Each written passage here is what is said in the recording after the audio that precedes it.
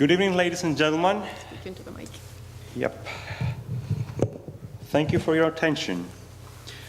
Did you know that according to the FAA, the Federal Aviation Agency, for every day that commercial drones aren't integrated to the national airspace of the USA, a $26 million loss is suffered by the USA economy? I'm Theodoros Potiris, a 35-year-old engineer, and my team has extensive engineering, scientific experience with 10-year proven record of involvement in autonomous robotics. We have also acquired some business experience. By combining mature and proven technologies from various industry fields, we have created an innovative high-tech product that pushes further the state-of-the-art and that delivers disruptive services. Our drones allow people or companies from a well-established market with well-defined needs to use aerial logistics or telemetry services at a fraction of the cost of what was previously possible. Traditional providers of these services rely on satellites, planes, helicopters, or even current state-of-the-art drones.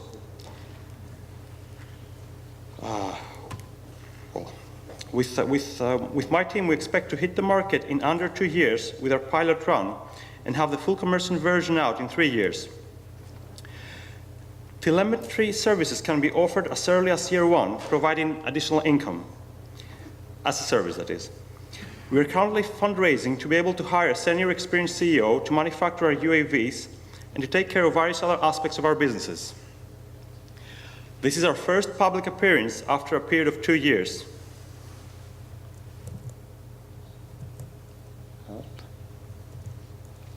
Okay, that was the previous one. That's 2 years ago. I'm showing this slide because whenever I talk to people, they tell me, oh, you're trying to do what Bezos announced, through Amazon. And, well, we've been around for a while, let's say. Okay. So far, we have been operating in stealth mode. For the last couple of years, we are sustained by government and FFF equity-free funding, working quietly, accumulating intellectual property, building and evaluating prototypes, and sensing the vast expensive information stored in the web to make certain that state-of-the-art is our native environment. All the intellectual property which is core to our business is generated and securely held in-house.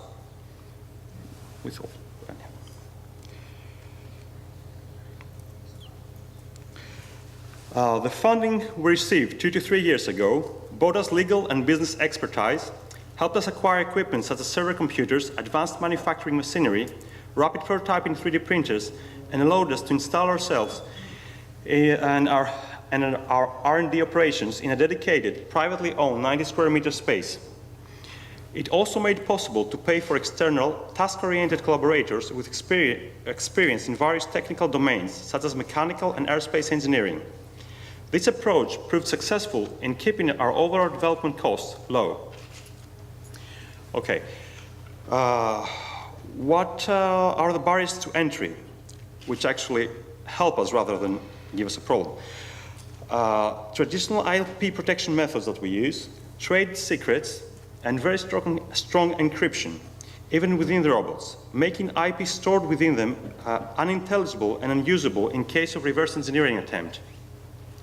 Besides that, building robotic system is a knowledge-intensive business, but being a team of businessmen and businesswomen, we are also experienced scientists and engineers with a long and proven record of involvement in autonomous robotic vehicles. And for this reason, we feel completely at home with our technology. I personally count 10 years of accumulated professional and academic experience with underwater, land, and aerial autonomous vehicles. 10 years ago, we actually built, in another team, an autonomous underwater vehicle. And I think 4 years ago, the technology and the product that was based on that initial design was sold to, actually made 2 contracts with NATO, and that was $100 million contract each, and it made 2. Actually, the value of the company skyrocketed, of course, it's already acquired. Unfortunately, I had no equity in that company. With my team, actually co-founder Haris Pagonis, we have been in collaboration for 6 years now, and we've met 8 years ago. We have already been involved in projects relative to 3D printing, advanced robotics, electronics, electric vehicles, microelectronics, and various other such things. I want to show you something. Oh yeah, this is kind of some degrees we hold and some help, some outside help we have. I don't want to go through that too much, but we have some good knowledge base. Okay, this is a slide of a McKinsey Worldwide Global Institute presentation, and it identifies autonomous and near-autonomous vehicles as the sixth on the list of disruptive technologies. Estimated impact on the economy for the next 10 years is between $1 to $2 trillion. Okay, what happens with that market is that this covers all robotics. What we do is quite specialized, is aerial robotics. It involves aerospace engineering, traditional robotics, and advanced robotics for the manufacturing. What other thing that happens is that in order to produce our product, we use the first technology, mobile internet, to provide service actually, and our product incorporates energy storage, 3D printing, and advanced material, which are identified as 8th, 9th, and 10th on the list. So it's a quite high-tech business. Okay, about competition now. What happens in the space of manufacturers? On the one side, you have military contractors, very big players, and they don't even care about commercial uses right now. On the other hand, you have manufacturers of hobby equipment and high-end hobby equipment. So far, companies have been using high-end hobby equipment in order to provide services. There is no dedicated company, as far as we know, that designs drones to be flown commercially and professionally. How about, okay, great, I think. The total number of companies constructing robots is 2,000 only worldwide, and right now there are quite some startups trying to enter the autonomous unmanned vehicles market. I want to give you an example. In March 2014, Ascenta, a small UK startup in the same business sector as we are, was acquired by Facebook for $20 million. Facebook is planning to use these drones to provide internet access to inaccessible areas, in Africa, other countries, and stuff like other countries. I said, sorry. So another example is that in Yamaha, in Japan, Yamaha was using remotely flown helicopters to spray crops, for precision agriculture business. And they're in the market for 20 years now. They had a very early entry to the market and actually have most of the share. So it's something that happens when there is a regulatory allowance for that to happen. Okay, a bit about our business model very quickly, because I'm running out of time, I see. We're planning to do direct sales of robots, leasing, to provide services using them, and also by charging a fee for a fallback security in various sectors. We have already been in contact with customers in the maritime industry, logistics, architectural data acquisition, power line inspection, and precision agriculture. Okay, what we're looking for? We're looking for 500K to manufacture our first production run, and further 1 million to establish ourselves in the market and provide services based on our products. Early entry to an early virgin market is crucial in order to secure important share of the market. With any supplementary funding, we will reduce time to market in order to do so. I want to show you one more thing. Okay, this is a slide from McKinsey.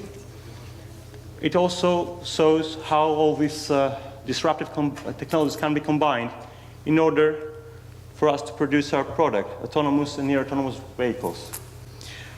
Well, thank you very much for your attention. Any questions, please?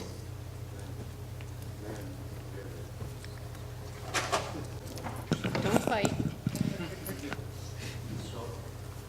Okay, so a couple of questions. How big are the AUVs? Well, that ranges from 70 centimeters to 2 meters, but we can expand. Actually, right now we have up to 10 kilos prototypes. Okay. Capacity to carry 10 kilos of payload. Right. And we already have accomplished the design for 100 kilos version, but of course, we haven't started buying the components yet. Of We're course. about to do so. How many rotors? How many rotors? Yeah. Ooh, that's a very nice question. 6 to 8. Got it. And what is the average cost? Estimated cost, let's say, for the 10 kilo? As a product and for us? As a product. Yeah. For very simple models, around 10,000. Okay. And then up to 50K. Another thing I wanted to say is that what happens usually is like right now we have AUVs that fly, they take off like planes, or AUVs that lift like helicopters. We plan to combine the positive aspects of those two. Actually, we don't plan, we have already prototypes, but I'm not going to, sorry. And actually take advantage of both technologies. And that's actually, we don't have any competitor doing so, as far as we know. There's only a military contract for that kind of technology.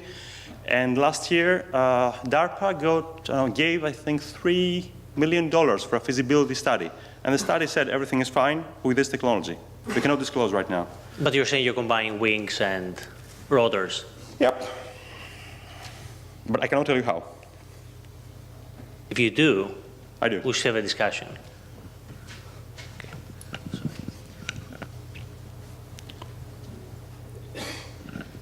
Just to follow up on the conversation, I don't know if there was any issue with the slides, or there's some information that you're not, ready to share with us in terms of what some of the prototypes may look like, pricing, etc. But I think it would be helpful to hear from you the description of the products up front, rather than describing, to the audience what the technologies are and in what way they would be disruptive. Okay. So that's more a point on feedback than anything else. And it's a bit of a challenge. I understand it's pretty technical. Actually, slides were an issue of stress. I forgot to just turn them. Sorry. Other questions? All set? Great. Thank you, Theodoros. Okay, thank you very much.